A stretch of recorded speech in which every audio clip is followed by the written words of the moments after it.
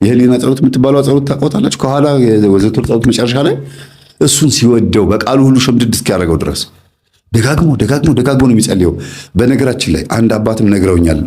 አቡነ ሀሮን ገዳም የማውቃቸው አባት ምን አሉኝ? የህሊና ጸሎት የምትባለዋን ጸሎት በየ3 ሰዓቱ 7 ጊዜ የሚጸልይ ሰው ሚስጥር ይገለጥለታል ሲሉ ሰምቻለሁ። እኔም ጸልዬ የተገለጠልኝ ሚስጥር የለም። ግን ሚስጥር መላችሁ ይሄ ሌላ እንደዚህ ግን የምፈልገው ነገር ተሳክቶልኛል። የሆነ የምፈልገው ነገር በዛው ይሄን ነገር በጸለይኩበት ሳምንት በጣም በቃ ሊሳካ ይችላል የማልጠብቀው ነገር ተሳክቶልኛል። እና ሚስጥር ምናልባት ከሆነ ይሄ ነው ማለት ሚስጥር ይገለጥለታል ይላሉ። ሌላም አንዲት እህት ይሄን ነገር ነግሬያት መምህር እግዚአብሔር ይስጥህን ያለችኝ። አሁን የት መሰላችሁ ያለችው? ውጭ ሀገር ነች። ሀገሩን መናገር የሚያስፈልግም ውጭ ሀገር ናት። ይሄንን ነገር ስነግራት በተግባር ፈጽመው መምህር እግዚአብሔር ይስጥ ብቻ ነው ያለች። የሆነ ነገር ተሳክቶላታል። ምን ነው ጊዜ አቡነ ሀሮን ገዳም ያሉ አባት እንደዚህ ብለው ነገሩኝ ብለህ ስትናገር ቀጥታ አቡነ ሀሮን ገዳም ነው መሄድ የፈለኩት አለች። ሄደች። ሳልነግርህ ሄጄ በመምጣቴ ይቅርታ አለችኝ። ሄዳ አግኝታቸው ማን እንደሚባሉ አይታ ፎቶ አብራቸው ተነስታ ሀገሯ ገብታ በቴሌግራም ላከችልኝ ፎቶ። ምን አግኝተሽ ነው አልኳት። ያገኘሁትን ማቀው እኔ ነኝ። እግዚአብሔር ይስጥህ። በየ3 ሰዓት ልዩነቱ 3 ሰዓት፣ 6 ሰዓት፣ 9 ሰዓት፣ 11 ሰዓት፣ ማታ 3 ሰዓት። ለምሳሌ 3 ሰዓት ከሆነ ህሊና ጸሎትን 7 ጊዜ ትጸልያለች። ጊዜ ስላላት ነው። እና ይሄንን የሚያደርግ ሰው ለ7 ቀን ተከታታይ ይሄንን የሚያደርግ ሰው በቀን እንደዚህ እያደረገ ማለት ነው። ወይ በሌሊቱ ወይ በቀኑ ነው። የሌሊቱ ከሆነ የሌሊቱ 3 ሰዓት፣ 6 ሰዓት፣ 9 ሰዓት፣ 11 ሰዓት እና ደግሞ ጠዋት 1 ሰዓት ወይም 2 ሰዓት ማለት ነው። በ3 ሰዓት ይቅርታ። እንዲህ እያደረገ የሚጸልይ ሰው ሚስጥር ይገለጥለታል። ይሄንን በጣም እርግጠኛ ሆኜ ነው የምነግራችሁ። እና ይሄንን ጸሎት እየጸለየ ይሄ ልጅ ለመጨረሻ ሳወራ ሰምቶ ነው እንደዚህ ብዬ ስናገር መምህር ሚጣ የምትጸልየውን ጸሎት ዘውትር ጸሎት ጸልየው አለኝ። በተለይ ግን የህሊና ጸሎት የሚባለውን ጸልየው አልኩት። ለምን ሚጣ ነግራኛለች። ይህንን ስጸልይለት እኮ ተቆጥቶኛል፣ በጥፊ መቶኛል አለችኝ። በጥፊ መታሽ? አይ እሱ አይደለም ላይ ወዳለው መንፈስ ነው አልኳት። በፊት ነው ገና መጀመሪያ ቀን ላይ ስጸልይለት እና ያንን ጸሎት የሚጠላ መንፈስ አለ ማለት ነው ውስጡ ብዬ ነው የገመትኩትና ይሄን ጸሎት ጸልይ አልኩት።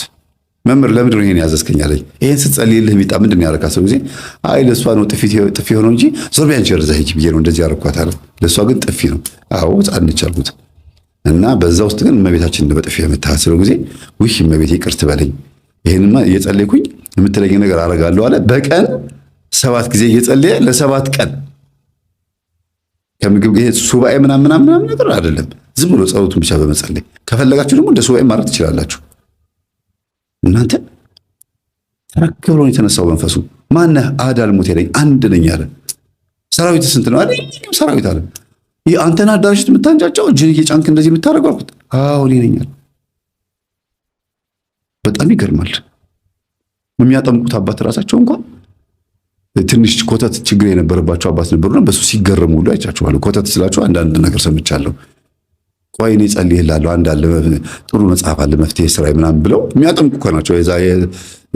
የአንድ ቤተክርስቲያን ጥምቀት የጸበል ቦታ ማለት ነው። ይህ ሁሌ የምነግራቸው ይሄንን ነው። ያጠምቃሉ ግን ችግር አለባቸው፣ ሌላ ነገር ይደግማሉ። የምነግራቸው ለዚህ ነው። እዛ ጋር ጸበል ቦታ ሲጮህ ካዩት ቆይ እኔ ይሄን ሸኝልሃለሁ፣ በቤት መጥቼ አጠምቅሃለሁ፣ ይቺን ነገር እንደዚህ አርጋት ብሎ ሌላ የድብትርና ነገር የሚያስተምሩ አሉ። ጸበል ቦታ ተቀምጠው ይሄንን ቤተክርስቲያን ብትቆጣጠርልን ደስ ይለናል። ፈትኗቸው እስቲ ቼክ አርጓቸው፣ አታጧቸውም እንደዚህ አይነት አባቶች። እና እኛ አባትም በጣም ተገርመው ጴንጤ ነበረ ፓስተር ነበረ ሲባል ሰምተው ማነህ ሲባል አዳልሞቴ ስንት ነህ ሲባል አንድ ነኝ ግን ህዝቡን በሙሉ እንዳለ በከልኩት ሲል የነበረው ሰምተው ገርሟቸዋል። እና ምናልባት እንግዲህ እሳቸውም የሆነ ችግር ይኖርባቸው ይሆናል።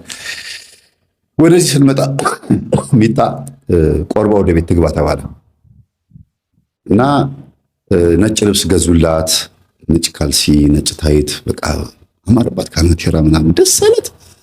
እግዚአብሔር ይስጥህ አመሰግናለሁ፣ አሳመርከኝ እኮ መልአክ አስመሰልከኝ እያለች ገዝተውላት ነጭ በነጭ ለብሳ አስቆርበዋት ወደ ቤት ገባች።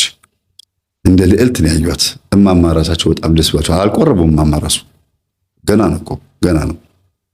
ከዛ እሷ ቆርባ ከገባች በኋላ እማማ እመቤቴ እቺ ትንሽ ልጅ ማለት አንቺ ነሽ፣ በአታ ማለት አንቺ ነሽ። የ3 ዓመት ልጅ ሆነሻል ወደ ቤተ መቅደስ የገባሽው በቃ እቺ ልጅ ወደ ቤታችን ቆርባ ገብታለች። ሁሉም ቆራቢ እንዲሆን እፈልጋለሁ አሉ። ሁሉም ቆራቢ ሆኑላቸው። ሁሉም ከቆረቡ በኋላ እማማ ታመሙ። እሳቸውን ቆርበው ማለት ነው። ሁሉም ቆረበ፣ ግን ታመሙ። ከባድ ህመም ታመሙና ተሰበሰበ። ለካ እየጸለዩ ያሉት ና አሁንም ቢሆን ልጆቼ እንዳታሰቃይ እኔው ላይ ና፣ ከእኔ ወደ ልጆች አይደል የሄድከው መምህር ተስፋዬ እንዳለው ና ወደ እኔው ላይ ናና እናውራሉት። ከዛ በህልም የት ነው ማድረዋሉ? ፕሮቴስታንት ቸርች ነው ማድረዋሉ።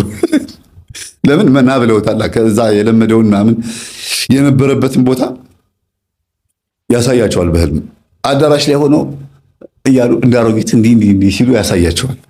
እና ሲዘምሩ ምን ሲሉ ማለት ነው። ከዛ በህልሜ እንደዚህ ያየው መምህር ምንድነው አሉ፣ ለልጃቸው ሳይነግሩ ማለት ነው። እንደዚህ ሊያረጋውት እንዳሰበ ነው። እንደዚህ ሊያረጋውት ነበር ያሰበው። አው ባዶ እግሬን ነበርኩኝ፣ ጫማ የለኝም አስታውሳለሁ ስመለከተው ህልሙ። እንደገና ደግሞ እንደዛው እያሸበሸብኩኝ እንደዛው ፕሮቴስታንት ቸርች ውስጥ እንትን እያልኩኝ መድረኩ ላይ ግን ልጅ አይደለም የሚታየኝ፣ የቆመ እንጨት ነው የሚታየኛል። የቆመ እንጨት እንደዚህ እንጨት እና ሌላ ነገር አይታየኝም። ህዝቡ ሁሉ ያብዳል፣ እኔም አብዳለሁ። ያንን ዝላይ ነበር የሚያሳየው። ና ብለው ጠርተዋል። እንዲሳቸው ጊዜ አዎ ልጅ አሉኝ። በቃ እሱና እና ከልጆቼ ና ወደኔ ብለው ተሰብሰብ ብለውት ከሆነ በሉ እንግዲህ ይቻሉት ሰሞኑን ህመም ይመጣቦታል ስላቸው ጊዜ ኧረ ታምሜ ተኝቻለሁ አሉ። እንዴ ማዘር እና ብለው ከጠሩ በኋላ እኮ ህመም ከሆነቦት መንገድ መደወል አለቦት እኮ እንደዚህ ለምዝ ይላሉ ብዬ ካህን ይዤላቸው ሄድኩኝ። ጸበል ተረጩ። በሳምንታቸው ድነው ተነሱ። ከዛ እሳቸው መጮህ ነበረባቸው ማለት መንፈሱ ጮኋል አይደል? ለመጀመሪያው መጮህ ነበረባቸው ማለት ጮሆ መውጣት ነበረበት። ክትትል ያርጉ ብያቸው አዳልሞቴና ጠቋር ሄጃለሁ አለ። አሁን የቀረው ማለት ወሰንገላ ነው። ወሰንገላ ደግሞ ለምንድን ነው የቀረው? ለልጃቸው ስም አውጭለት ብሎ ወሰን ብሎ ወሰኔ ብሎ ስም ይጠሩት ነበርና አሁንም በተደጋጋሚ ወሰኔ ሲሉት አቤት እያለ ይመጣል። እማዬ በቃ ይሄን ስማት በዚህ ስማት ትጥሪኝ ይላል። ቤት ውስጥ እሳቸው ወሰኔ ብሎ ሊጠሩት ስሙ ሌላ ነው እና ይሄ መንፈስ ለካ አሁንም አለው ተፈላጊ ነኝ እጠራለሁ እየተጠራሁ ነው ብሎ አስቦ ነው የቀረው። ከዛ ማዘር ስም ቀይሩለት አልኳቸው። ማን ልበለው አሉኝ። አይ እርስዎ ደስ ያሉትን ስም ቀይሩለት፣ በቃ ከመጽሐፍ ቅዱስ ወይ ከሰሙት ውስጥ በቃ ሌላ ስም ወጥቼለታለሁ አሉ። ከዛው የቤት ስም ወጣለት። ከዛን ቀን ጀምሮ እጅግ በጣም ከባድ ፈተና የሆነብኝ አሉ።